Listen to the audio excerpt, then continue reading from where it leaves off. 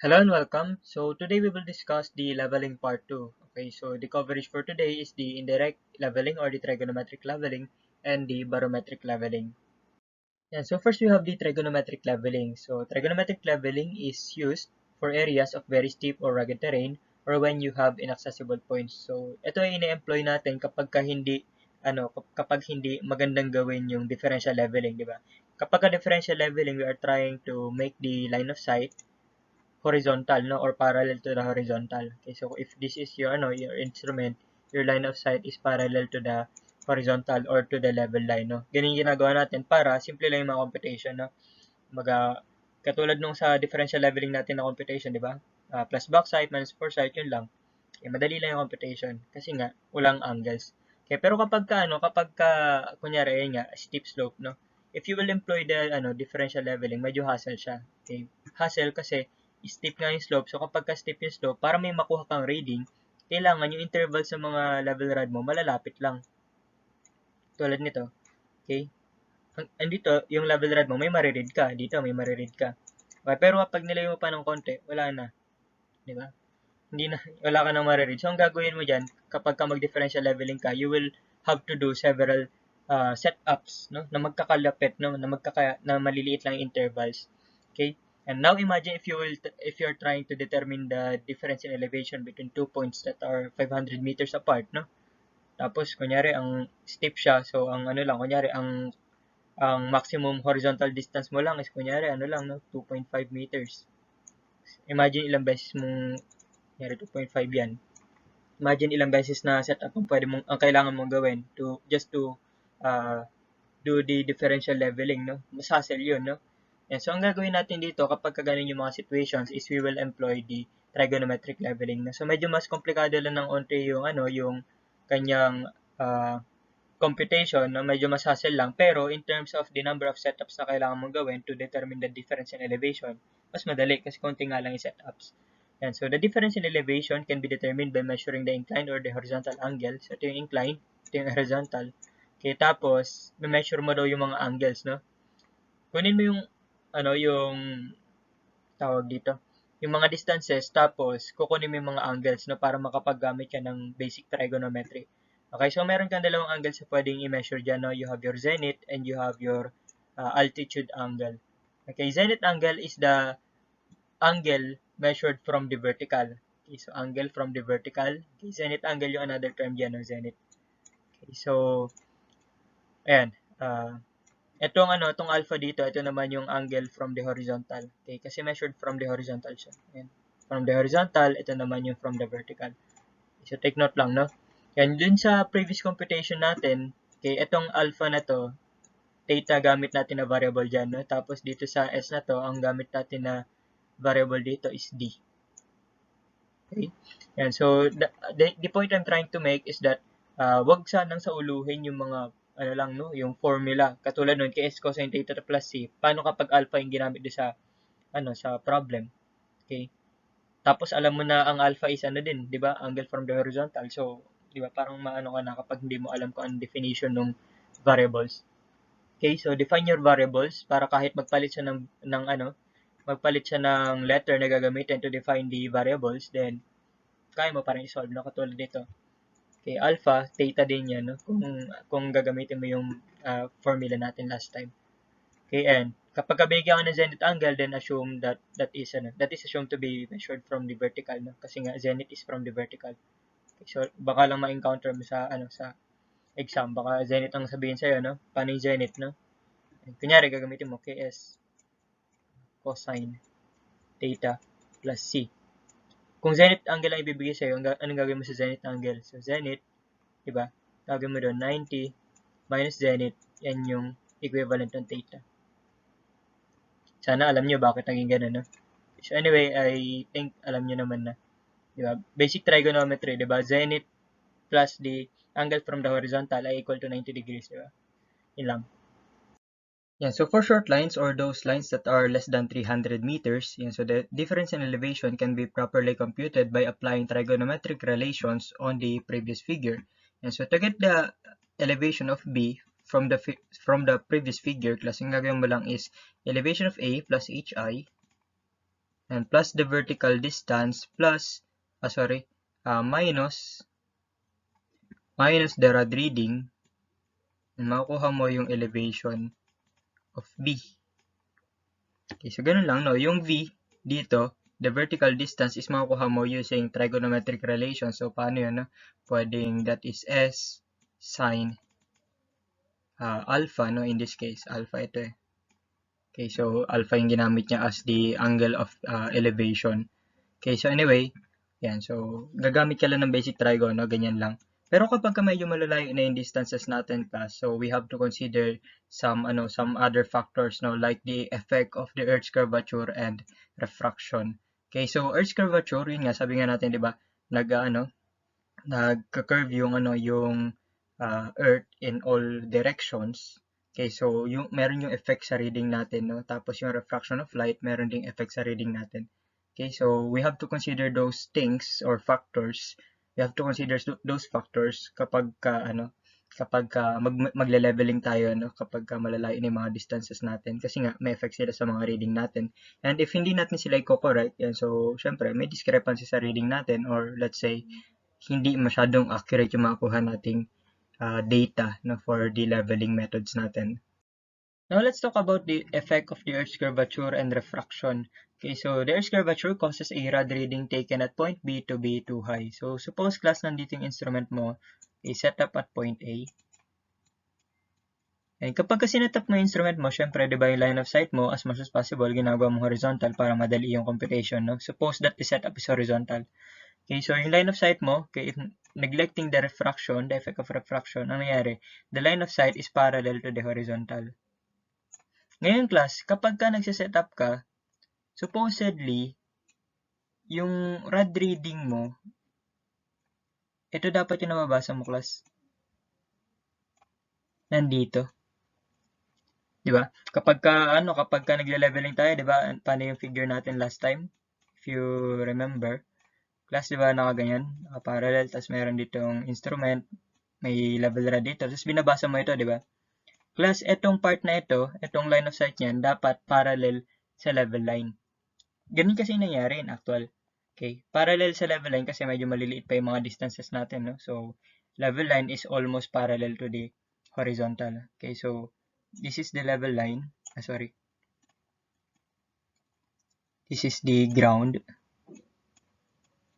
And so, ito yung level line, class, and that is parallel to the horizontal. So, supposedly, ganyan dapat yung mangyari.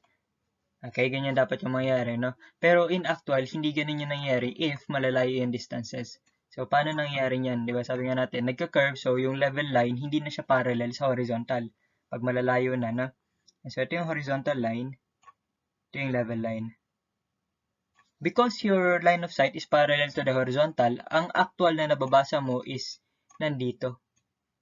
Di ba? Your actual line of sight parallel sa horizontal, pero dapat ang nare-read mo, yung nire-record mo data, dapat ito. Okay, yan dapat. Okay, so kung ganun yung effect, ano nangyayari, class? Ang nare-read mo, mas mataas, no? Ang nababasa mo is something that is mas mataas kaysa sa actual. Okay, if we will try to redraw that para mas ma-imagine mo, class, ganito yung nangyayari sa effect niya, no? If this is your line of sight, yan, dapat ang nare-read mo is, kunyari ito. Andito dapat, no, kunyari ito ay kunyari 0.5. Kunyari 0.5 meters, ha. Ngayon, because of the effect of the Earth's curvature, ayan, nag-curve. Plus, yung rod reading, ito class points of the same elevation to, nag-curve lang yung ground, kaya naging ganyan. Okay, pinapakita natin ano yung naging effect. Okay, because of the Earth's curvature, ayan, medyo bumaba, no?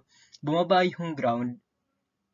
Parang exaggerated lang syempre. Okay, bumaba yung ground. Pero ito, itong mga ito, dapat points of the same elevation, ayan, no? Nag-curve yung ground, eh. Okay, so ganito yung maging effect niya. Ito ngayon yung nababasa mo. Which is, mas mataas, di ba? Mas mataas ito kaysa doon sa dito. Yan, so siguro ang mababasa mo dito, kunyari na lang 0.8 meters. Yan, so ang dapat nare-read mo ay 0.5, pero actually, ang nare-read mo ay 0.8. Yan, so because of that, yan, so mas mataas yung nababasa mo, no? The reading is too high. Okay, mas mataas kaysa doon sa dapat na nare-read mo. Dapat 0.5 lang, pero in actual, ang nare-read mo is 0.8 because of the effect of the Earth's curvature. Okay, yan ay nangyayari kapag ka malalayo na yung distances natin.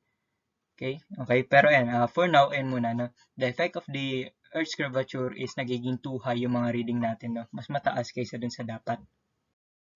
Yan, so refraction naman makes objects appear higher than they really are, thus making the rod readings too low.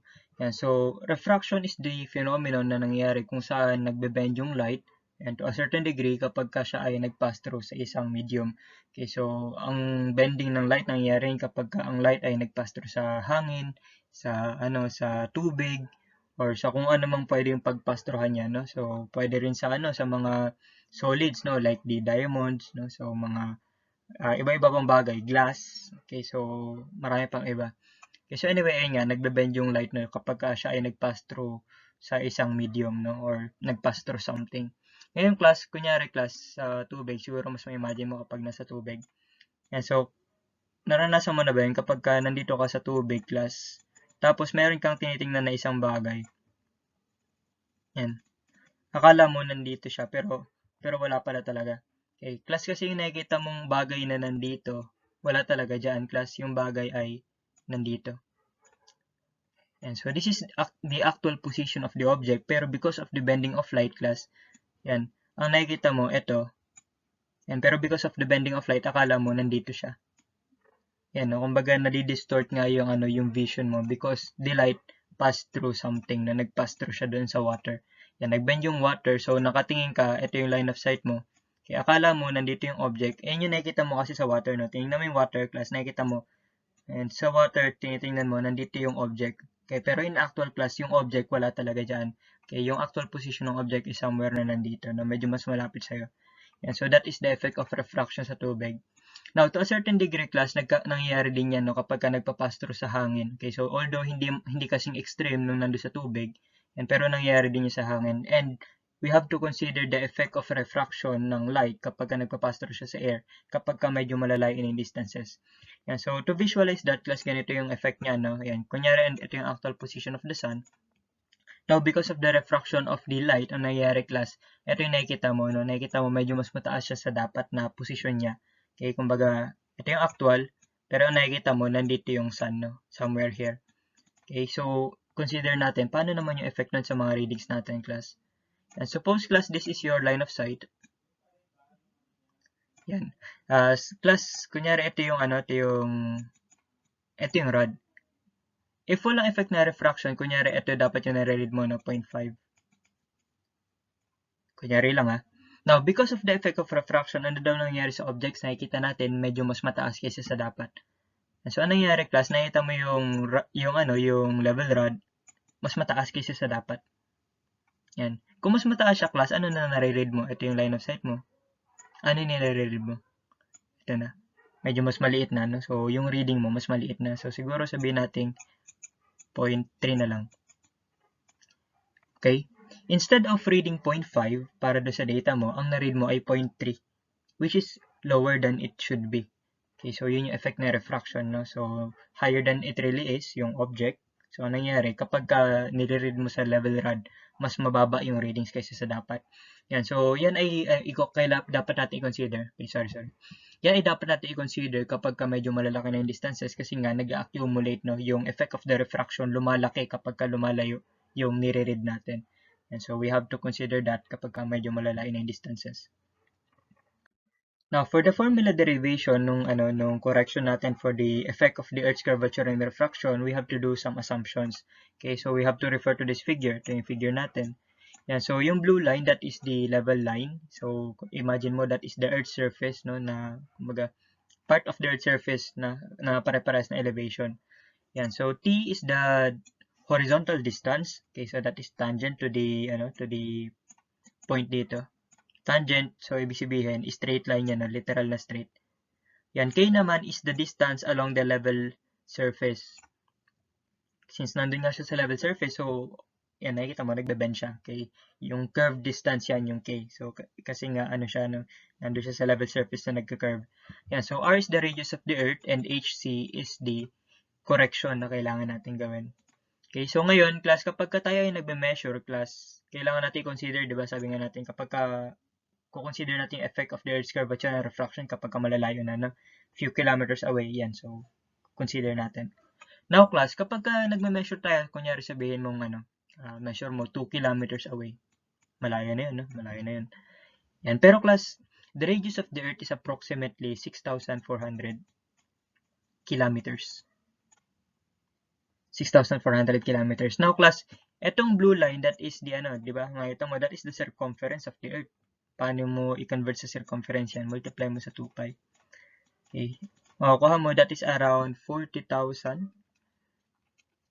That is around 40,200 kilometers. That is the approximate circumference of the Earth. Now, class, if you are measuring 2,000, if you are measuring 2 kilometers, tapos yung circumference nito, the length is 40,200. Okay, class, yung 2 kilometers mo, class, nandito ka lang. Tuldok lang yun. Sobrang liit lang niya if i-compare mo siya sa circumference of the Earth. Now, class, ibig sabihin pala, kung mayroon kang distance na mini-measure, okay, kunyari, nag-leveling ka 2 kilometers away, yan, kumbaga, yun nga, sabi nga natin, di ba, kailangan natin i-correct yung reading. Pero class, yan, we can do some assumptions kung ito lang naman pala yung i-consider natin. Yan, ano yung mga makikita mo dito? Yung K is very small if i-compare natin siya sa circumference of the Earth, di ba? Yung distance natin, yung distance along the level line is very small if i-compare mo siya doon sa circumference of the Earth. Yan, so, kung yung K is part of the blue line, class, kung 2 kilometers yung K, class, nandito yun, tuldok lang, and makikita mo that K is very small, kapag tingnan mo yan, halos straight lang yung K mo. Sobrang liit lang. Straight siya kasi, sobrang liit pa yan if compare natin siya sa circumference of the Earth. And so, first assumption, K is straight kasi nga, very small, if compare sa circumference of the Earth. Now, class, kapag very small yung K, so, straight, and edi ibig sabihin pala, yung K is the horizontal, no? By the way, ulitin natin. K is horizontal. K is the distance along the level line. T is the horizontal naman. Yan, T is the horizontal, yan. Kapag very small yung distances, class, sabi nga natin, very small if you compare sa circumference of the Earth, class, makikita mo that the horizontal distance is equal or almost equal to the level distance. Okay, so ito yung level distance, no? Distance along the level line. Ito yung T, ito yung K, almost equal. Okay lang? Yan, tapos makikita mo, class, theta is very small. Paano yung very small, class? The theta is the angle between the horizontal and the level. Yan, no? Kapag sobrang liit pa, yun nga, kasi nga tuldok pa lang yung kino-consider natin, no? If you compare natin sa circumference of the Earth, sobrang liit niya, class, makikita mo that halos wala ng angle. Okay, theta is very small, so kapag theta is very small, makikita mo that the angle between T and K is almost zero. And if it is almost zero, ibig sabihin, they are almost parallel. And if they are parallel, edi ibig sabihin, the distance is almost equal. Kaya ang mangyayari ngayon, second assumption natin, the horizontal distance, T, kaya siya horizontal kasi tangent siya, no? Ayan. Literal na horizontal kasi ito. Kumbaga yung line na hindi nagbe-bend. So, horizontal distance na nasa tangent line, T, yan, almost equal siya doon sa distance along the level line, which is yung K. Yan, so, yung second assumption natin, Ngayon, class, considering those assumptions, okay, consider natin tong figure na ito. And so, by analyzing the figure, class, sabi nga natin, di ba, the horizontal distance or horizontal line is tangent to the surface at one point, no? Tangent siya dito. Okay, if that is tangent, ibig sabihin that is perpendicular to the radius. If that is perpendicular, ibig sabihin yung nabuo ditong triangle is a right triangle. Considering that this is right triangle, pwede natin gamitin yung Pythagorean theorem. Okay, so side squared plus side squared ay equal to hypotenuse squared. So r squared plus t squared ay equal to hypotenuse, in this case, plus the hypotenuse, if you will refer to the figure, that is equal to the r plus hc. Okay, hypotenuse squared. hc is the correction due to the curvature of the Earth. Okay, if we will simplify that one, class, yung makukuha mo, yung right side, no, i-simplify natin, makukuha mo r squared plus 2r hc plus hc squared. Yan. So, class kapag simplify natin to, ito yung mangyayari kasi makancel yung r squared. Mangyayari, matitira is k squared ay equal to 2r hc plus hc squared. Okay, so ito na yung equation natin, no? Now, class, yung k, that is the distance, no, along the level line. Okay, that is the distance along the level line. By the way, no, baka magtaka kayo, bakit to, ba't to pinalitan ng, bakit siya pinalitan ng k? Yan, sabi nga natin, di ba, t is approximately equal to k, so ang nangyayari, to get the equation na kailangan natin, class, and sinubstitute natin yung k sa t kasi nga almost equal lang naman sila, no? Na-discuss natin kanina. Yan, so ito na equation natin. Now, class, the radius of the Earth is around 6,400 kilometers. Yung HC, yung mga corrections natin diyan, mga few centimeters, no? Siguro malaki na yung yung 10 centimeters, 20 centimeters. Okay, pero 1 meter sobrang laki na noon, no? Kung actual. Okay, malaki na yung 1 meter. Half meter nga malaki na eh. Now, class, ang ibig sabihin, class, yung value of HC maliliit lang. Okay, convert natin to para mas ma-appreciate mo. This is 6.4 million meters. 6.4 million meters. I-multiply mo sa value of HC, which is, kunyari, sabihin natin half meter, 0.5. Try natin to, no? 6.4 million times 0.5, that is 3.2 million meters. Okay, since yung HC ay in meters din, so ang mayari, meter squared ng units. Okay, so the value is 3.2 million. Now, class, try natin to gamitin yung HC, no? HC, class, sabi natin, ang ginamit natin na value of HC is 0.5. Okay, so 0.5 times 0.5, no? HC squared eh. I-square mo yan. Ang value is 0.25 meter squared. Kahit isama mo or hindi, yung value ng HC squared, class, walang halaga yun, no? Kasi nga, if compare mo yung 3.2 million sa 0.25, sobrang liit nun, no? Kaya ang mangyayari, class, kahit isama mo siya sa computation or hindi mo siya isama, class, walang mangyayari, no? So, sobrang negligible niya, hindi siya makaka-affect sa solution.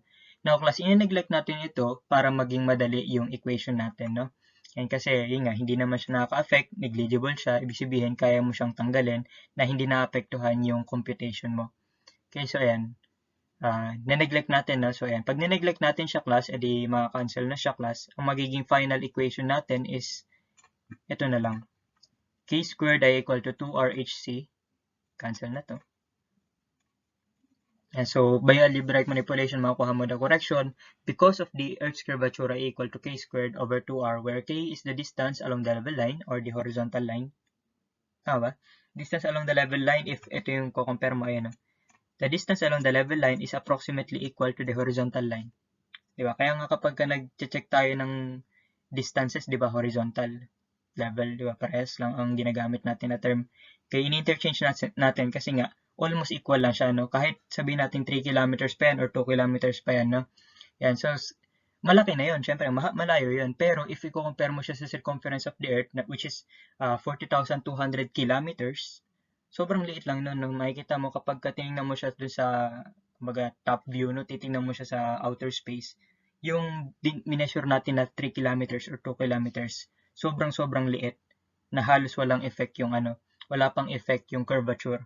Okay, wala pang effect yun. Yan. So, kapag nagko-consider tayo nito, ang effect lang ng curvature for now, okay, the effect lang is dun sa mga readings natin sa vertical, no? Sa leveling, yun nga. Pero kapag mga horizontal distances, wala pa tayong correction for that. Okay, wala tayong correction for that kasi nga masyadong maliliit naman yung mga distances natin if compare natin sa actual size of Earth.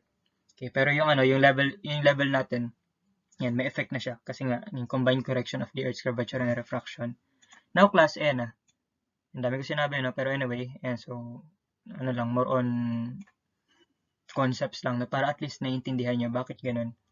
Okay, anyway, no? So, ito yung equation natin for the effect of the Earth's curvature. Now, sabi sa science class, the effect of refraction ay equal sa 1/7 of the magnitude of the effect of the curvature. Okay, kung ano man yung value ng curvature, that is 1/7. Okay, now kapag sasamahin natin yung effect nila, okay, this is the correction for the effect of the curvature and refraction. Okay, pinagsama. Yan, so pagsamahin natin dito, HC minus HR. Okay, negative kasi baliktad siya ng effect. Kung ano man yung effect ng HC, ano ba yung nangyari sa HC, di ba? Nagiging too high. Yung refraction naman, nagiging too low naman yung reading natin. Okay, so kapag samahin natin yung effect nila, kumbaga magsasubtract yan, no? So, the effect is, nagsasubtract. So, HC minus HR. Ang HR, sabi natin, no, based on experimentations class, the effect of refraction sa air ay equal to 1/7 ng magnitude of the correction because of the Earth's curvature. Okay, so ang nangyari, sinubstitute natin, no? Yung HR, pinalitan natin ng 1/7 ng HC. Yan, so dyan ang galing yan. Now, let us simplify the equation, tapos proceed tayo na. Now, so ito na yung ito na equation. Kapag simplify mo yan, mangyayari yan, 1 minus 1/7 magiging 6/7. Okay, and HC ay equal to K squared over 2R, na-derive natin kanina. And kapag i-simplify mo yan, makikita mo that, that HCR ay equal to 3/7 of K squared over R. Now, if radius of the Earth is 6,400, substitute mo doon. Okay, ang mangyayari ngayon, yung K, substitute mo dyan in kilometers para magtugma-tugma yung units. So, K is in kilometers. Okay, HCR is in kilometers din. Okay, in kilometers lahat yan. Ngayon class, if you are trying to correct the readings, class, ang readings ang kinukuha natin kadalasan is in meters, no. So dapat yung value of the correction dapat in meters din, no. So if we will try to convert this into meters, and HCR kasi in this equation is kilometers eh. Okay? Yan. So gagawin natin, convert natin into meters, so times 1,000 natin. Yan na. Simplify mo, 3/7 times 1,000 over 6,400, and you will arrive with 0.067 K squared. Okay, so that is the correction due to the Earth's curvature. Okay, ang isa-substitute mo dito is the distance, horizontal distance in kilometers. Take note of that, no? Yan, substitute mo in kilometers, ang lalabas na correction ay in meters. Okay, kinonvert na kasi natin. Okay? And if you will try to search sa ibang book, and ang sinasabi nila, the correction is 0.0675 K squared, no? Yun yung gamit na ibang reference, no? Pero sa atin, 0.067. Okay, this is accurate enough na. And so yung 0.0675 kasi, hindi ko alam kung paano nila kinuha yun. Okay, pero nung review, ito yung dinerive sa amin. So, since ito yung may derivation na alam ko, edi ito yung ginagamit ko. Kasi ito naintindihan ko saan nanggaling to eh. Yung 0.0675, di ko alam. Siguro iba lang yung assumption niya ng radius. Okay, pero for the computation purposes natin, for this course, okay, since ito yung tinuro ko, ito yung gagamitin natin. No? Tsaka ito kasi yung dinerive natin. Okay, magta-try tayo ng mga sample problem mamaya, makikita natin that this equation will yield the correct answer, no, for the problems na ma-encounter natin. No? Mga actual board exam yung mga sasagutan natin mamaya. Yeah, so trigonometric leveling, obviously, gagamit ka dyan ng trigon, no? So, we will apply the basic trigon functions to get the measurements na kailangan natin, no, for the computations. Yeah, so kapag ka nagta-trigonometric leveling tayo, kadalasan na nakukuha natin dyan is yung S, no, in this figure. Okay, or D, doon sa figure last time. Okay, S or D, basically, basta inclined distance. Okay, inclined distance which you can get through the stagia method, no? If gagamit ka ng telescopic instrument, so probably stagia method ang i-apply mo dyan, no? Okay, you can get the inclined distance. Paano yun? Diba sabi natin, Ks cosine theta plus C, that is the inclined distance. Na-derive natin yung last time, so hopefully, tanda mo pa. So, knowing the inclined distance, apply the basic trigonometric equation plus yung alpha dito ay equivalent doon sa theta na diniscuss natin last time. Okay? Nagbabago yung mga variables nila, no? So, depende kasi sa reference mo. And magkaiba kasi yung reference ng dalawang figure na pinakita ko. So, syempre, magkaiba sila ng variables. Okay? The point I'm trying to make is that alamin mo kung ano yung variables. Okay? Ano tong alpha, ano yung theta. And so, kasi sila ay mga angle from the horizontal. Okay? Hindi mahalaga kung alpha or theta yung ginamit do sa problem, no? Hindi mahalaga yun. Kaya ang mahalaga is alam mo kung ano yung tinutukoy na angle nun. Okay? Yun yung mahalaga. Kasi, kapag ka nag-iba-iba ka ng reference, mag-iiba talaga yung mga variables niya, no? Magkakaiba kasi sila ng preference. Okay, pero as long as you know the variable or kung ano yung dinidescribe doon, wala kang magiging problema. Kahit bali-balik ta rin yung mga variables nila dyan. Kahit gamitin dito, kunyari gamitin gamma or beta or anything, no? As long as alam mo that that is the angle from the horizontal, alam mo yung tamang value na gagamitin for the computation. Okay, so know your variables, no? Hindi yung basta nagsasaulo ka lang. Katulad nun, pag sa ulo mo, kay is cosine theta plus c, paano kapag sa problem binigay sa'yo alpha, tapos hindi hinahanap mo yung theta, no? Pero yung pala, yung alpha pala is the angle from the horizontal din. Yan. So, sana nagigets yung point. Kaya alamin nyo yung mga variables, no? Para pag dinescribe sa problem, hindi kayo maghanap ng mga, uy, nasan yung theta? Or nasan yung, sir? Diba? Anyway, and tips lang. Yan. So, class, balik tayo, no? So, ang makukuha mo doon is the inclined distance, no? In this case, yung inclined distance is denoted by the letter S, capital. Okay, yung ginamit dito sa figure na to. And to get the horizontal, apply the basic trigonometric functions. Kay if gagamitin mo yung angle alpha, so that is cosine alpha ay equal to adjacent h over the hypotenuse S. Okay, so the horizontal ay equal to S cosine alpha.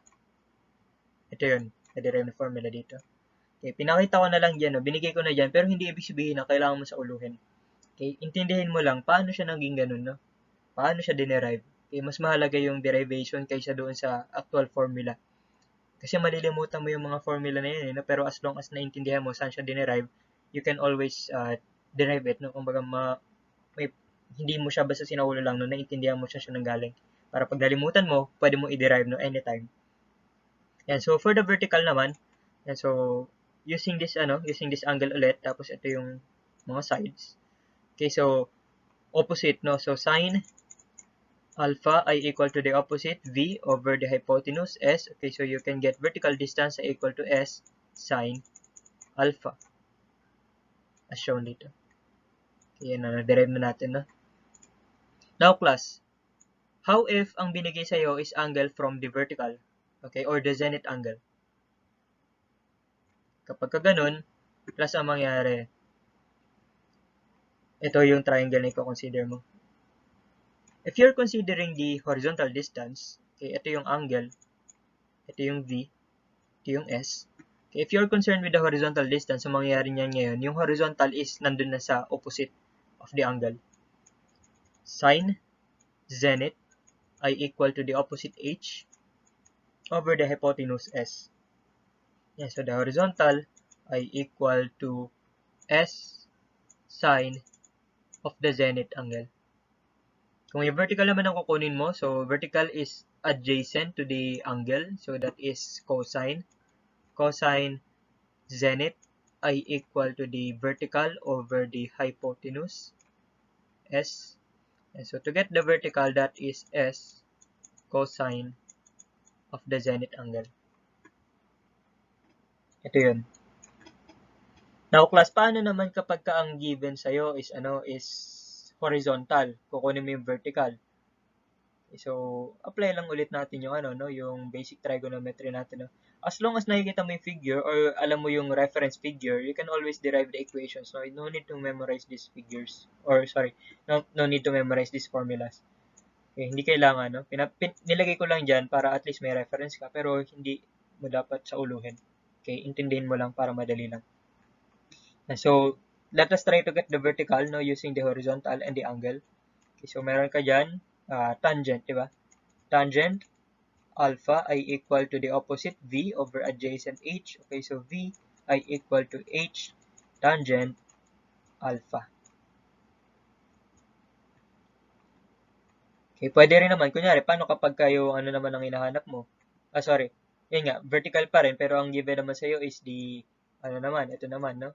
Yung zenith angle naman, so you have H, yung V, ayan, so ang gagawin mo class, tangent, zenith, ay equal to opposite H over adjacent V, and so, the vertical distance ay equal to H over tangent, zenith. Simple lang, di ba? Basic trigo. Okay, you do not need to memorize the equations. No need, no? Mas mahalaga yung alam mo lang kung paano dinerive. Yeah, so ganito naman natin kukunin yung difference in elevation between 2 points when we are doing trigonometric leveling. Okay, if you will analyze the figure, medyo mas mukha siyang komplikado, no? Pero the principle is the same lang. Yun nga lang, meron tayong kinoconsider dito na effect of the curvature and refraction. Okay, so ang nangyari ngayon, class, ganito, no? From A, kung gusto mong kunin yung elevation ng B, di ba? So, ang reference mo ay A. So, to get to the elevation of B, gagawin mo from A plus the height of the instrument. Okay, small hi, no? Small hi meaning yung height of the instrument lang mismo, yung literal. Okay, yung last time kasi capital HI yun, no? Capital HI meaning the elevation from the datum. Okay, ganun siya, ha? And small hi meaning ano lang, from ground to the level line of sight. Ito lang yung HI na small. Okay, big HI, ito yun. Okay, from the line of sight to the datum, no? Pwedeng mean sea level, no? Katulad last time, no? Capital HI mean sea level yun. Ibig sabihin nun. Okay, so, clarification lang. Anyway, proceed tayo, no? Nandito ka na sa level na ito, no? Sa level line of sight at this elevation. Now, the goal is to get to the elevation of B. Gagawin natin, ipa-plus natin ito. Ito yung effect of the curvature, no? Of the Earth. Okay? Ito yung horizontal line of sight, dapat. Okay? Pero yung actual line of sight is nandito. Okay? Ito yung HC natin. Okay, so gagawin natin para makapunta tayo sa B, ipa-plus natin, no? Plus HC. Yan. Tapos niyan, okay, nandito ka na sa level na to, sa elevation na to. Plus V. Makarating ka dito. Tapos, minus the effect of the refraction. Ito yung refraction. Ito yung HR natin. HR. Dito ka na sa level na to. Tapos, minus the rad reading R. Nandito ka na sa elevation of B. Okay. So, minus R equal to the elevation of B.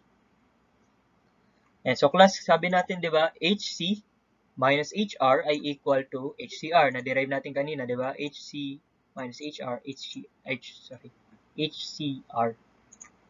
And so, to get the difference in elevation, okay, so, elevation ng B, okay, ang difference kasi, or delta, is final minus initial, eh. Okay, so, delta LF ay equal to the elevation of B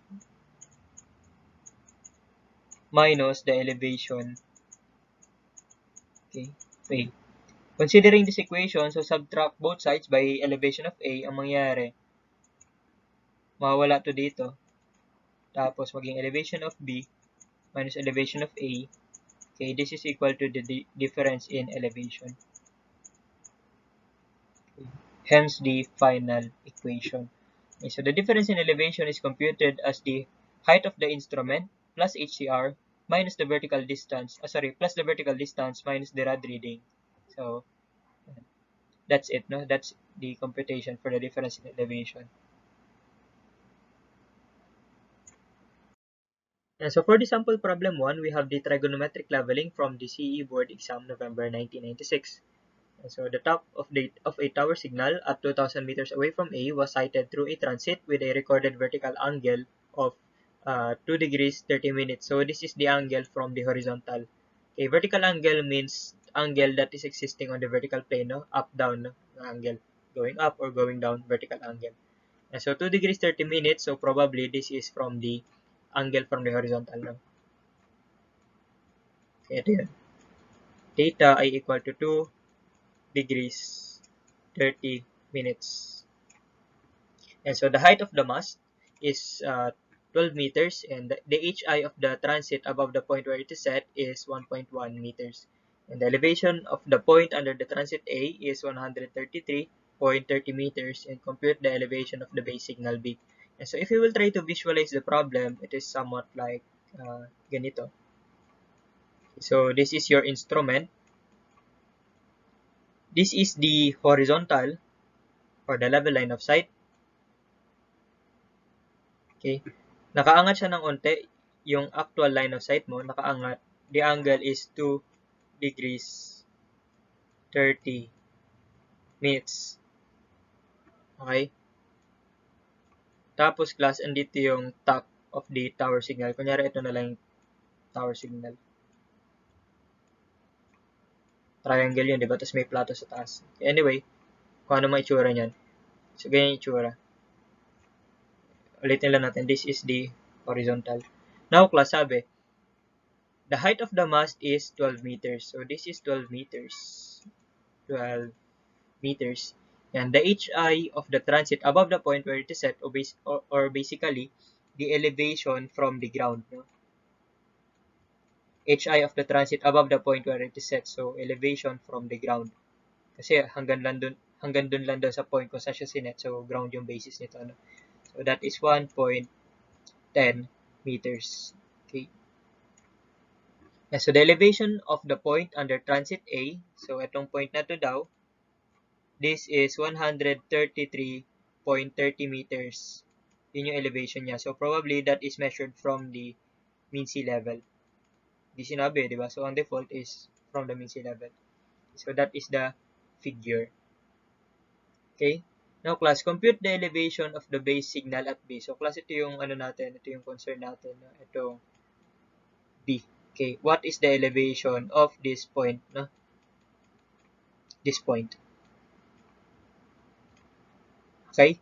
And so, we will do the, the trigonometric leveling. We will apply the, computations, including the corrections.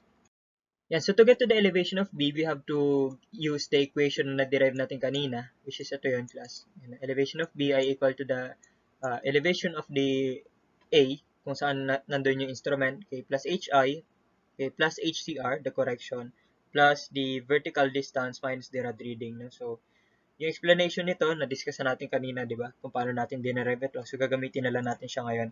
Okay, so the value of HCR, i-compute natin. So, ito yun. So, the formula for the HCR is 0.067 K squared, na-derive natin kanina, class. Okay, so K is the horizontal distance in kilometers. Okay, so ang given sa atin is 2,000. So, convert mo siya in kilometers. Okay, so 2 kilometers. And substitute mo 0.067 times 2 squared, and you will get total correction of 0.268 meters. And so, the vertical distance, V, is 2,000 tangent 2 degrees 30 minutes. So, saan nanggaling yun? Kasi sabi the horizontal is 2,000, di ba? 2,000 meters. Ito yung triangle. This is your line of sight. Okay, so the angle is 2 degrees 30 minutes. Okay, so this is your V. Okay, so kanina na pag-usapan natin yung derivation nito, di ba? Okay, if you forgot already, so yan, derive ulit natin, no? Tangent 2 degrees 30 minutes ay equal to the opposite over adjacent 2,000. Okay, by algebraic manipulation, V ay equal to 2,000 tangent 2 degrees 30 minutes. Okay, simplifying that value, you will get 87.321.88582 meters. Okay, so that is the vertical distance. Yeah, so substituting to the equation, okay, 1.1 yung HI, HCR, kakasolve lang. V, kakasolve lang din. Okay. Rod reading. Okay. So, hindi sinabi yung rod reading, pero sabi, ang tinignan mo raw is the top of the mast. Okay. Tapos, the height of the, uh, tower signal is 12 meters. Diba? Tingnan mo yung top of the mast, ibig sabihin yung tuktok niya. Tapos, alam mo yung height niya. So, basically, class, para ka na rin na-grade ng level rod that is 12 meters in height. Diba? Equivalent lang yun, no? Ganun lang din. Okay, so, substituting the values, simplifying the values then, okay, try mo sa calculus mo, you will get the elevation of B ay equal to 209.99 meters. Yeah, so now let us discuss the trigonometric leveling by inclined stages. Okay, so if you remember earlier, class, gumagamit tayo ng VD para makuha natin yung difference in elevation, no, or yung elevation ng second point. Okay, so we have to use VD. Now, VD is not, kumbaga, hindi siya automatic na nakukuha. No? Buti sana kung meron kang total station. And kapag total station gamitin mo, then kapag ni-read mo yung, yung prism, okay, Yung automatic computation na yun, bibigyan na siya yung horizontal, vertical, and the inclined distances. Yan. So, ganun kapag total station. Paano kapag hindi? No? Paano kapag theodolite lang ang gamit mo? Paano kapag gamit mo engineer's transit lang? Okay, so kapag ganoon ang setup natin, i-employ natin yung tinatawag natin na inclined stage sites, no? Stage, if you remember, okay, so para makuha natin yung VD, di ba? Hindi naman yan magic na nakukuha na lang, no? Basta may data ka na agad, no? Hindi ganun, no? We are applying the principles from the Stadia. Okay, so sa Stadia, 'di ba, sabi natin the inclined distance ay equal to Ks cosine theta plus C. Now, knowing the inclined distance, you can already get the vertical distance. So, vertical distance ay equal to d sine theta. Okay, so itong vertical distance na to, yun yung gagamitin natin for the computation, no? Yun yung computation natin for VD1 and VD2. Okay? And so ulitin natin, no, kapag magta-trigonometric leveling tayo using the inclined stages site, so we have to know paano gumagana yung ating stagia. Now, I have here an equation na gagamitin nyo na lang, no, para makuha nyo yung elevation of the second point, no, with reference from the first point. Okay, so ayan, kunyari kukunin mo elevation of B. Okay, para makuha mo yung elevation of B, kailangan mong gawin itong equation na ito or gagamitin itong equation na to, no? Yan. So kasi kapag nagta-trigonometric leveling tayo, para din siyang sa differential leveling, no? Plus back side minus foresight. Okay, so yung back side class ito 'yon, R1. Okay, tapos foresight yung R2. Ayan, no, inare-read mo, 'di ba? Inare-read mo sa reference point, back side. Nare-read mo doon sa second point, foresight. Okay, so this is your BS. This is your FS. Now, class, okay na sana no? Kaso kasi hindi to differential leveling Kumbaga, meron pa tayong mga additional computation kasi nga, gumagamit tayo ng trigonometric leveling dito, no? In-incline kasi natin yung line of sight. Okay, so hindi siya basta plus back sight minus foresight, no? So, meron tayong consideration for the vertical distances, no? So, yun yung nagpapahirap ng onte dito sa computation. Okay? Yan yung trigonometric leveling, medyo mahirap lang yung computation, pero in terms of the number of setups in the field, mas madali. Mas madali siyang employ, no? Mas komplikado nga lang yung computation. Now, yung sa computation class, ang magiging major source of error mo dito is yung signs, okay? Ipa-plus mo ba siya or ima-minus mo ba siya? Okay, so to properly determine kung ano yung operation, kailangan mo siyang i-drawing. Okay, ganun yung normal na method, no? Kailangan mo i-drawing, tapos decide ka, ipa-plus mo ba or ima-minus mo ba? Katulad nito. Okay, so to get from the elevation of A to elevation of B, kaya ang gagawin natin, di ba? We will start with A. Yung old school method, yung ginagawa natin last time na paulit-ulit, no?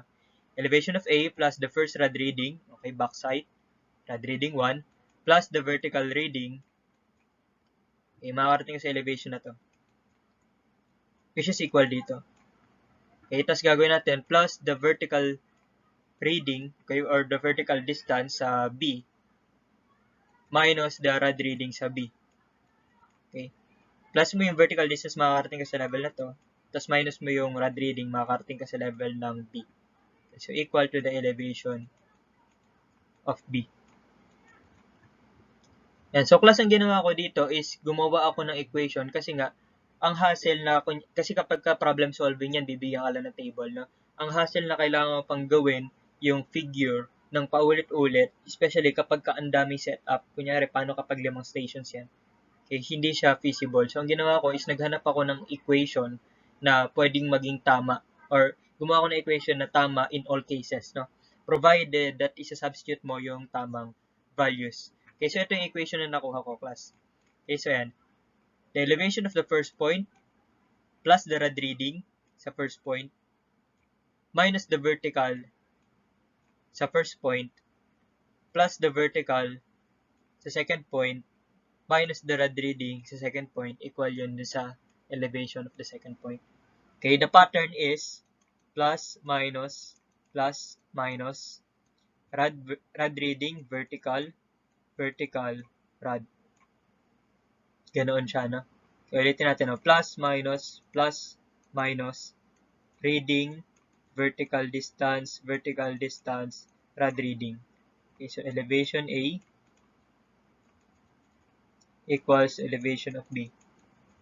Yan, walang magic dito sa sa equation na ito, no? So napansin ko lang na palaging tama itong pattern na ito provided that isa-substitute mo siya ng tama. Okay, so yung vertical distance pwede siyang positive or negative depende kung mas mataas or mas mababa siya sa line of sight.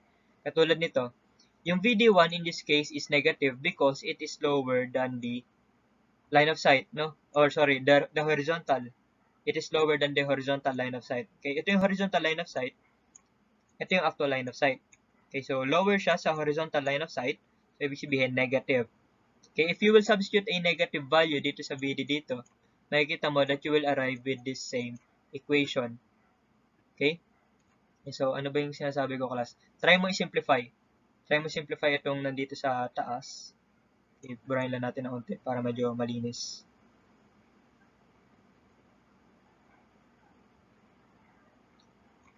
Now, ulitin natin, no? Itong part na ito, itong equation na ito, na-derive natin using yung, yung original procedure, di ba? Yung plus minus, tataas na elevation, di ba? Tataas baba na elevation. Okay, so ito na yun. Tama itong equation na to. Now, using the equation I provided to you, so prove natin na parehas lang yan and tama yan. Okay, simplify natin. Elevation A plus the rad reading minus the negative. Okay, minus negative VD1. So that is positive VD1. Positive VD2 minus R2 equal to elevation of B. Class, if you will try to compare, class, parehas na parehas. Okay? And para mas maintindihan natin, let us try to apply it on the second setup, no, para mas ma-appreciate mo. Second setup, BC. BC naman natin apply.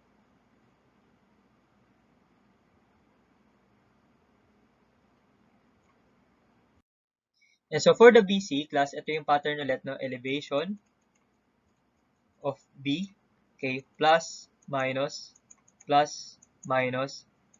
rad reading sa B, vertical sa B, vertical sa C, rad reading sa C, equal to the elevation C. Okay, ngayon ang gagawin mo, i-substitute mo as is, no? Kung ano yung sign. Plus, makikita mo dito, yung sign dito dapat negative, no? So, mangyari yan, negative. Okay? Kumbaga, that equation is always correct provided that tama yung mga sign ng i-substitute mo, no? If the vertical distance is positive, then substitute mo as positive. If the vertical distance is negative, then substitute mo siya as negative. Okay, so ito yung equation na na nakuha natin. No? So, if we will try to simplify this one, so this is elevation of B plus the rad reading, okay, minus the vertical distance, minus the vertical distance, minus the rad reading ay equal to elevation C. Okay. Now, class, try natin i-verify. Tama ba itong nakuha kong equation gamit yung pattern na, na tinuturo ko sa inyo? Okay, so try natin yung, yung original method. Paano yung original method? Okay, from this point, kailangan mo makarating sa point na ito. So, gagawin natin, elevation sa B. Okay, plus the rad reading. Makakarating ka dito.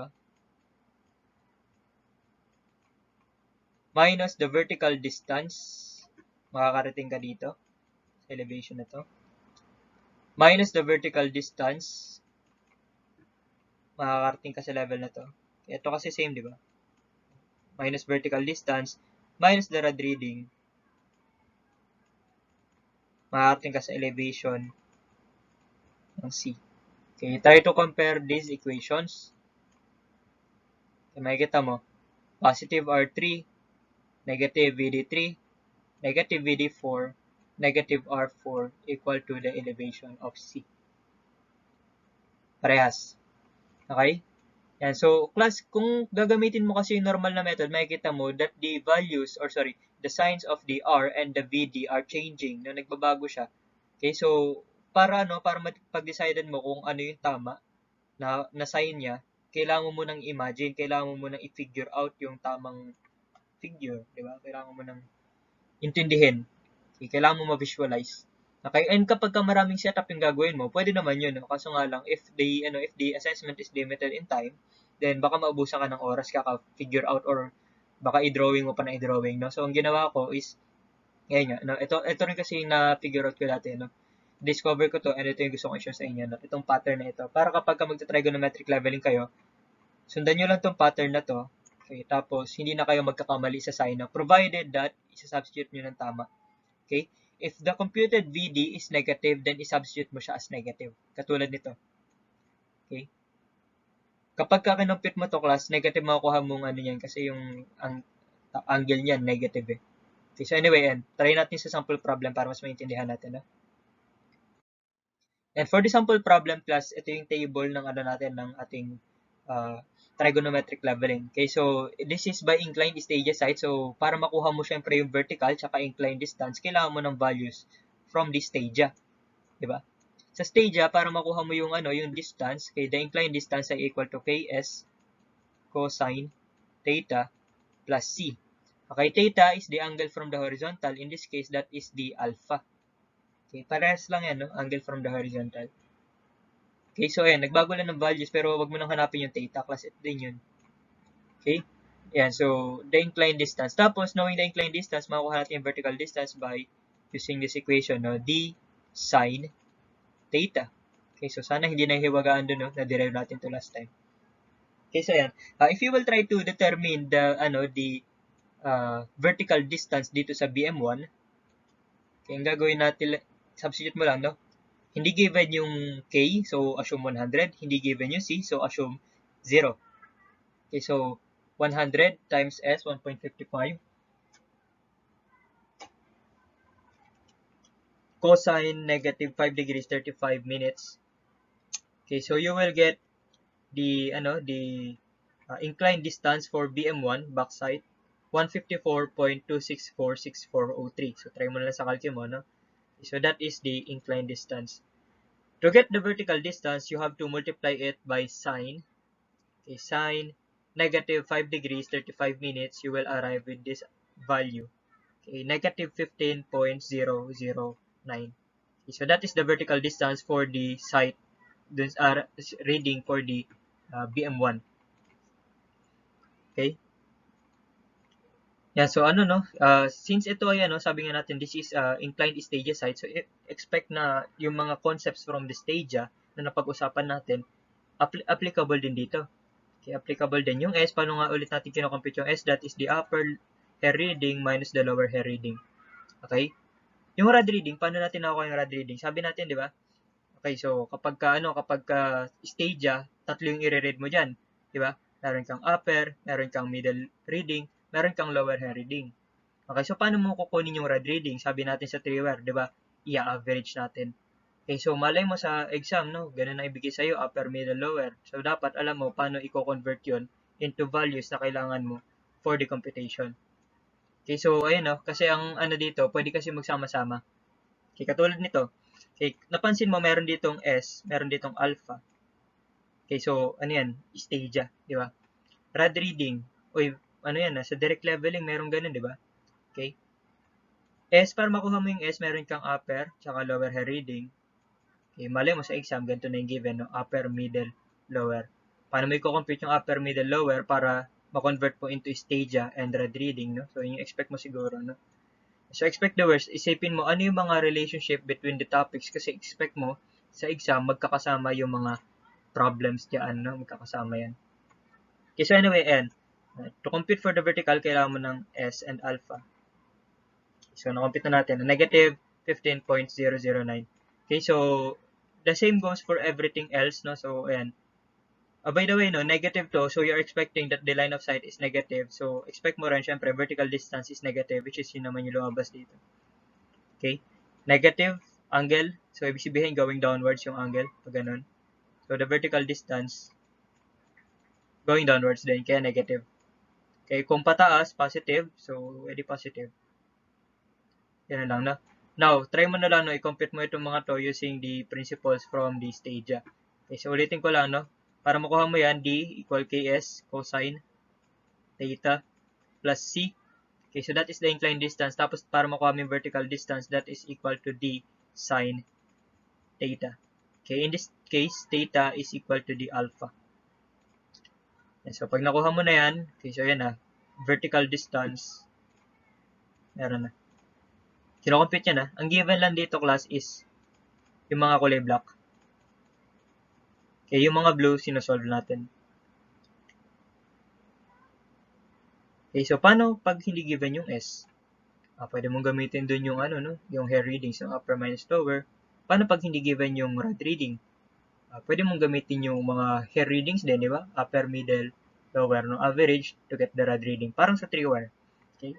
Gamitin mo yung mga principles. Anyway, ayan.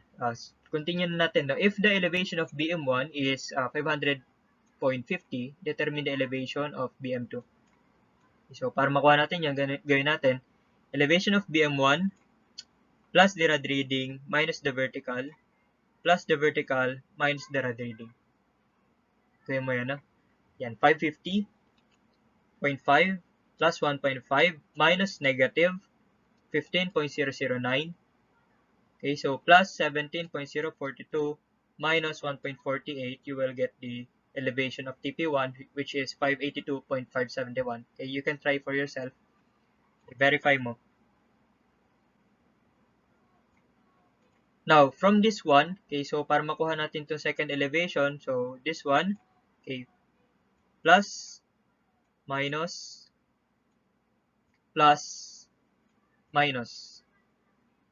Okay, so 582.571 plus 1.68 minus 24.709 plus 40.687 minus 1.66, you will get 598.569. Okay, so practice lang, no? Practice. Okay, so from this one to this one, so ito, plus, minus, plus, minus. 598.569 plus 1.77 minus negative 7.922, okay, plus 13.479 minus 2.05, you will get 619.69. Okay, so that is the elevation of the BM2. Okay, medyo nakakalito lang siya if tawag dito, if sa una, no, kapag hindi pa sanay. Okay, pero practicein nyo lang. Okay, and you can try to verify for yourself, no.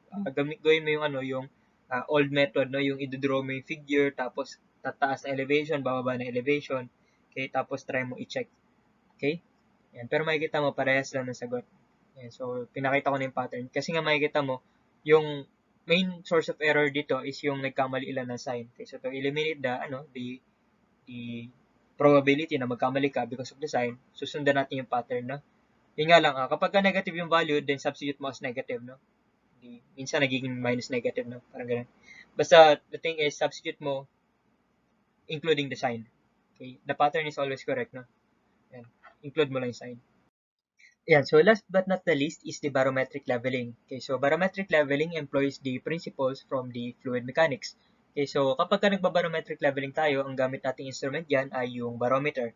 Okay, so barometer is an instrument used to measure the air pressure. Okay, so measure natin yung air pressure dun sa first point at second point. Tapos, we will do some computations to estimate the difference in elevation. Okay, i-convert lang natin yung difference in pressure to the difference in elevation. Okay, so para ma-convert natin yun, we will apply the principle from the fluid mechanics. Okay, so it is used in rough country where extensive areas had to be covered but a high order of accuracy was not required.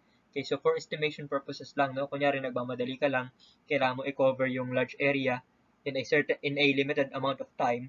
Okay, tapos hindi naman masyadong accurate yung kailangan data. Kumbaga, syempre, kumbaga, reliable na pero hindi kailangan accurate to a certain degree. Okay, kapag ganun, for estimation lang, barometric leveling pwede na kasi sobrang dali lang yung gawin. Okay? Barometer, hindi mo na kailangan set up yan, no? So, i-read mo lang yan. Okay, tapos yun na agad yun. Yeah, so, principles from the fluid mechanics class, ganito sa fluid mechanics, no? Pag-usapan natin, paano natin ko-convert yung height into, paano natin ko-convert yung pressure into height. Okay, so sa fluid mechanics, di ba, the unit weight ay equal to the weight over volume. that is equal to the weight over, okay, what is volume class? That is the area, di ba? Area times height. Okay lang? Now class, ang gusto natin class is the pressure. Class pressure ay equal to the weight over area.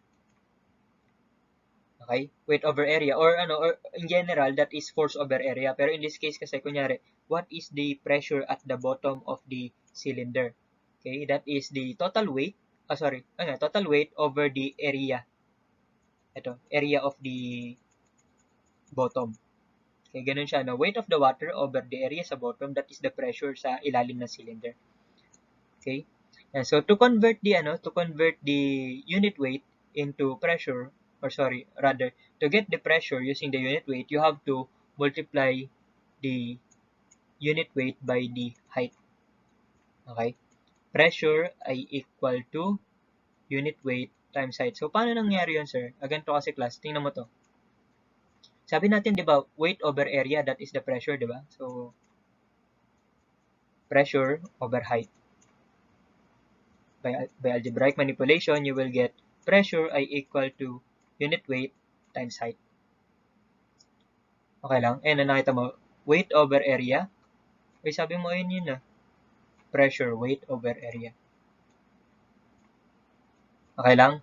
And so, doon na-derive, no? So, the pressure ay equal to the unit weight times the height of the fluid. Okay, ito yung height na yun.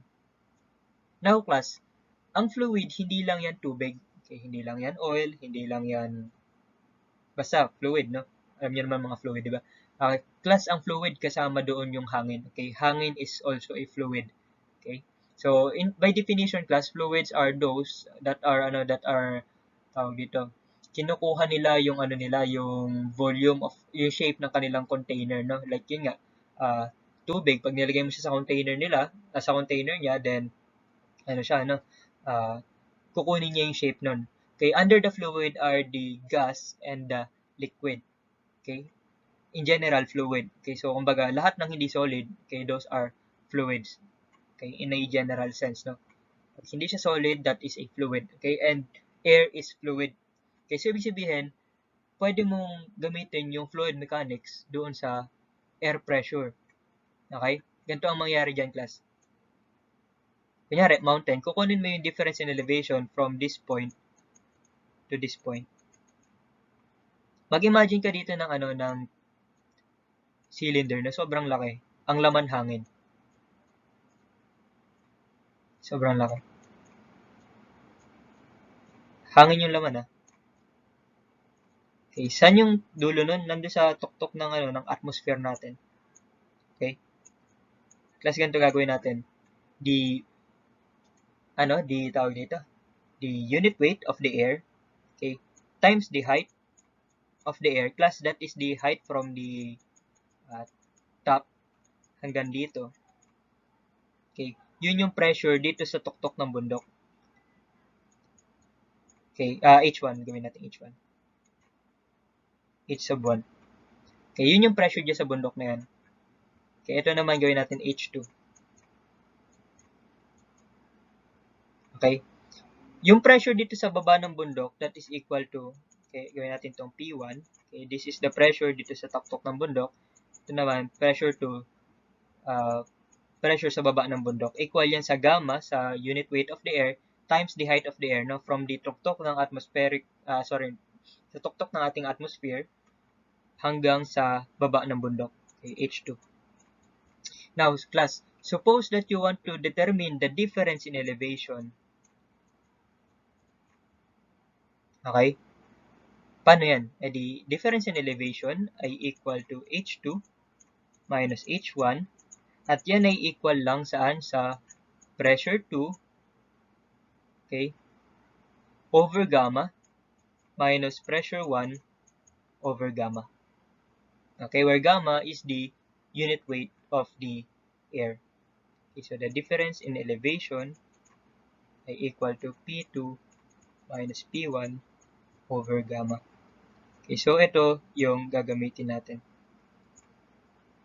Okay lang? Purahin lang natin na para medyo malinis.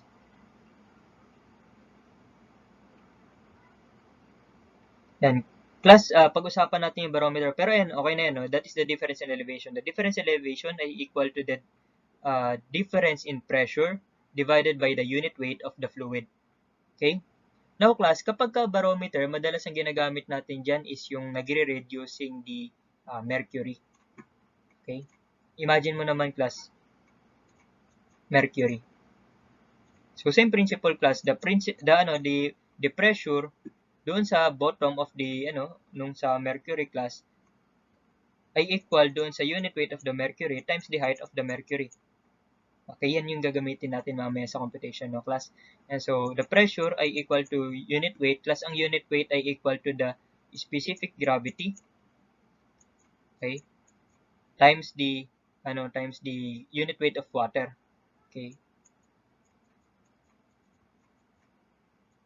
And class, this is equal to 9.81. This is a constant, no? 9.81 kilonewton per meter cube. Okay. Class, ito yung principle kapag nagbabarometric leveling tayo, no? Yung reading doon sa mercury, class, yung pressure ng mercury ay equal doon sa pressure ng atmosphere or ng surrounding, class. Kasi ang basic principle ng sa fluid mechanics, palaging binabalance nung fluids yung pressure, no, at the same elevation. Okay, so class, ang nangyari ngayon, kung ano yung reading nung height nung mercury. Nangyari ito, sa barometric leveling, class, meron ka doong i-read na height ng cylinder na merong mercury sa loob. Kunyari, class, ang ganito yung mercury. I-read mo yung height nito. Okay? Para makuha mo yung pressure, equal yan sa unit weight ng mercury. Tapos, yung height ng reading. At yan ay equal doon sa pressure nung nando sa labas. Okay? Ganyan yung principle niya, no? So, mamaya, kapag ka nag-sample problem tayo, makikita mo, i-equate natin, no? The air pressure ay equal doon sa pressure ng mercury, no? Pressure na ine-exert nung mercury doon sa kung saan ka nag-measure, no? And pakita natin mamaya. So, class, para maintindihan natin, ito, barometric leveling. So, CE Board Exam, November 2015. Okay, so, a mercury barometer at the top of the mountain reads 460 millimeters mercury. Okay, so, ito ay, this is a unit of pressure. Okay, pero ganito yung ibig sabihin niyan, class. Kung ito yung reading doon sa taas, ibig sabihin, class, nung niread yung barometer, kung ito yung cylinder nun, class, yung mercury, ito yung height, 460 millimeters. Yung pressure sa bottom nito, equal yan do sa pressure ng atmospheric pressure. Okay? Or pressure ng air. Okay?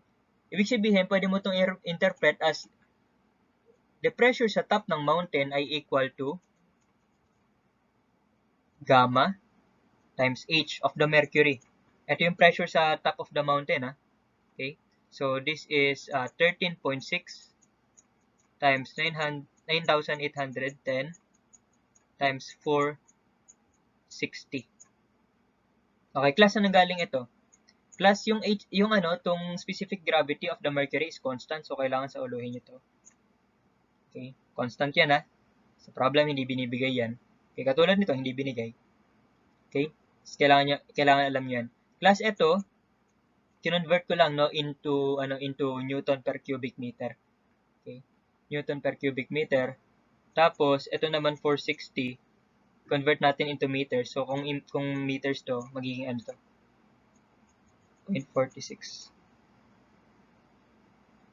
Okay, so this is the pressure doon sa top of the mountain. So, try natin na 13.6 times 9,810 times 0.46. That is 61,371.36 Newton per square meter. Okay, or Pascal. And so, yun yung pressure sa top. Ito naman yung pressure sa bottom. Okay, so, that is gamma H din. So, Sa bottom, ang reading naman is 536 mm mercury. So, ibig sabihin, the height of the mercury column doon sa bottom, yung niread nila is 536. So, 0.536.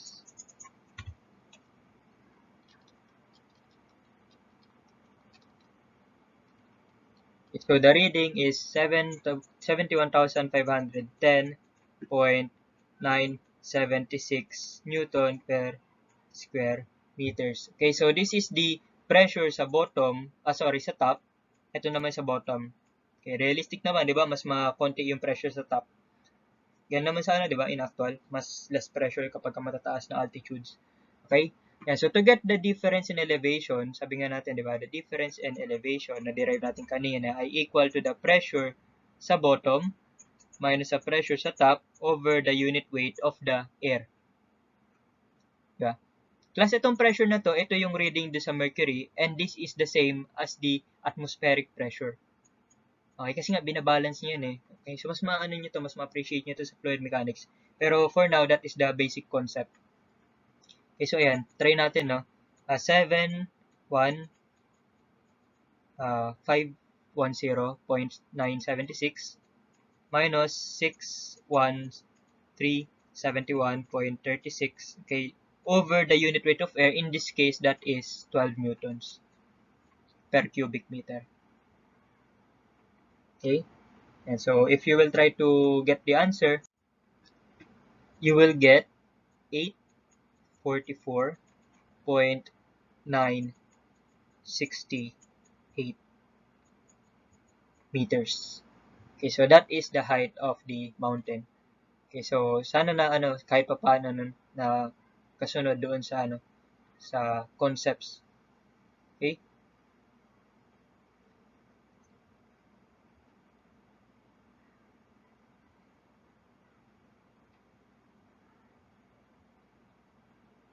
Okay, ulitin natin. The answer is 844.968 meters. So this is another solution presented in another form lang pero the principles are the same. Okay, so ayan. Dito class, dinefine lang ulit natin, no? The difference in pressure ay equal to the unit weight times the difference in height. Okay, or the change in height. Yeah, so the gamma of the substance or the unit weight of the substance ay equal to the specific gravity of the substance times the unit weight of water. Okay, and ito yung basic principle tong the difference in the pressure of the reading do sa mercury equal yan do sa difference in pressure din sa air, di ba? Sabi nga natin, yung reading dito, di ba? Aangat kasi yung mercury depende sa pressure, no? Mas mataas sa pressure, mas mataas yung angat niya. Okay, titingnan lang natin yung height of the mercury. Tapos i-convert natin yun, no? Okay, so yung pressure sa ilalim nitong cylinder equal yan sa atmospheric pressure at that point. Okay? So, kung ito yung mountain, nandito ka sa top, niread mo yung barometer mo. Okay, measure mo yung height of the measure mo yung height nung barometer, nung mercury do sa barometer. Okay, ko-convert mo into pressure. Okay, yung pressure doon equal yun sa atmospheric pressure or sa pressure ng air. Okay? Pressure sa mercury ay equal sa pressure ng air. Okay, sub 1 kasi nasa taas. Okay, tapos mag-measure ka ulit dito, no? Yung pressure sa mercury sa baba ay equal sa pressure sa air sa baba. Okay, so the difference in the pressure nung mercury equal din sa difference in pressure ng air. Okay, so dito nanggaling equation na yan, no? Now, knowing that relationship, okay, so define ulit natin, di ba? Yung pressure ay equal sa gamma times the difference in elevation. Okay? Difference in pressure ay equal sa gamma times difference in elevation or difference in height. We substitute gamma of the mercury times the difference in height of the mercury ay equal sa gamma of air times the difference of height ng air, or basically yung height ng mountain, kasi yung height ng air dito at saka height ng air dito, hindi yung height of the mountain, di ba? Yan. So, substitute natin class. Yan. The unit weight of the mercury ay equal sa specific gravity of the mercury, which is 13.6. Okay. Unit weight of water, 9,810 Newton per cubic meter. Okay. Or kapag kilonewton per cubic meter, 9.81. And so the height of the Mercury, and yun yung reading, no? Bottom, ito yung sa bottom of the mountain, ito yung sa top of the mountain. Okay, so in meters dapat para magtugma-tugma yung units, no? Kasi meters yung gamit mo dito. Okay, equal yan sa, sa unit weight of air times the difference in height ng air, or basically, this is the height of the mountain nga. Okay, so ayan. Substitute mo lang, tapos makuha mo na yung sagot. Okay, so that's it for this topic. And that's it for the buong leveling, no? If there are questions or clarifications, and so do not hesitate to ask. Okay, so this is it for the for the prelim coverage, no? So I hope you learned something. So and siguro tips for the for the assessments, no? And so expect the worst, syempre. Isipin nyo yung topics, no? Aralin nyo yung mga topics individually, tapos isipin nyo paano sila pwedeng pagsamasamahin. Katulad nung kanina, yung na-mention ko, no? Sa indirect leveling, given doon yung S and yung alpha and yung prad reading, paano kapag binigay sa'yo is in form of yung sa 3-wire leveling, no? Parang sa 3-wire. Paano ba yung sa 3-wire? Upper, middle, lower yung binigay sa'yo, no? Paano mo gagamitin yung upper, middle, and lower to get the vertical distance? Okay, so pag sumasamahin mo lahat ng concepts na alam mo, no, yung stadia, isama mo na sa trigonometric leveling, isama mo na rin yung 3-wire, okay? Pag sumasamahin mo na lahat, no, parang basta ay, yung exam, ulitin ko lang, no, as long as naintindihan mo individually yung every topic, okay, kaya mo naman yun, no, pag sumasamahin yun, okay lang yun, no, okay, kaya pa din. Okay, as long as naintindihan mo individually yung separate topics. Okay, kaya yan. And ano pa ba? Yung sa corrections, okay, so siguro nalimutan ko lang i-mention nung last time na, pero corrections class, 'di ba? For the corrections taping, meron tayong 5 doon. Pwede magsama-sama lahat 'yon. Okay? So sa isang problem, pwede magkakasama yung yung correction for the temperature sa pool, tsaka sa sag, and sa nominal tape length, no? So, pwede magsama-sama yun. Ang tawag sa topic na yun is combined corrections. Okay, so, nalimutan ko i-mention sa dulo ng discussion, no? So, ayan, ngayon ko na sinasabi. Okay, so, sa problem set, kapag ka na-upload na, so, check nyo doon. Okay, makikita nyo doon yung problems that will involve combined corrections. Okay, what you have to do is to try to solve. Ang gagawin mo lang, solve mo yung correction individually, tapos, isama mo lang. Kumbaga, i-correct mo sabay-sabay. Okay, kumbaga, measured length plus the correction due to sag, due to pull, due to temperature, no? Isama-sama mo lang, no? Yan. Siyempre, kung negative, edi minus mo. Ganun siya. Okay, ayan. Dun sa problem set, the problem set will be only attempts. Okay, so, try mo munang i-perfect, no? Before you take the assessment or the exam and quiz. Okay, so, try to perfect the problem set, no? Kasi kapag hindi mo na-perfect yung problem set, then probably, may hindi ka rin makukuha sa exam. Kasi yung problem set, dun mo maintindihan yung mga bagay na hindi masyado na-explain, no? Or yung mga bagay na hindi mo in-expect. Basta makita mo na lang. Okay, so anyway, nga, isa dun yung yung combined corrections, no? Sa combined corrections, try mong palabasin, no? Kapag napalabas mo, then very good. Kung hindi, tanong mo sa akin, tapos i-clarify natin kung saan mali sa solution mo para pagdating ng quiz and exam, masagutan mo siya ng tama. Okay, so yun lang. No? If there are things na medyo malabo yung pagkaka-explain ko or hindi nyo masyado na-gets, then do not hesitate to ask. Okay, so pwede kang mag-ask ng consultation, no, for clarifications before the assessments. Pero if, kunyari, meron kang hindi naintindihan tapos nagtanong ka lang during the assessment or parang hour before the assessment, so do not do not expect na masasagot ko pa yung tanong. Okay, so yan. Magtanong ka advance, syempre. So, hindi pwedeng last minute na lang, no? Bago mag-exam mismo, no? Huwag ganun. Okay, so ayun lang. Be responsible enough, no? Yun nga lang. Yun nga. The assessments will be, done next year, no? So, mahaba yung preparation nyo. So, hindi ibig sabihin, no, na wala kayong gagawin, no? So, lang. Parang, kayo pa rin naman bahala kung ika-cramming or hindi. Pero, ilang pinapangunahan ko na kayo na medyo mahirap yung exam. So, please, seryosohin nyo pa din. Okay, kahit medyo delayed yung exam natin, okay, mag-prepare pa rin kayo. No? Hindi ibig sabihin na minove natin is next year na rin kayo magpa-prepare. Okay, bawasan nyo yung mga kailangang aralin para hindi kayo matambakan. So, yun lang. Pag may tanong, ulitin ko lang, no, ask for consultation or PM nyo na lang sa FB, no, pag may clarification. If wala na, then that's it for this prelim coverage, no? So, I hope na makapasa lahat. Yan, so good luck.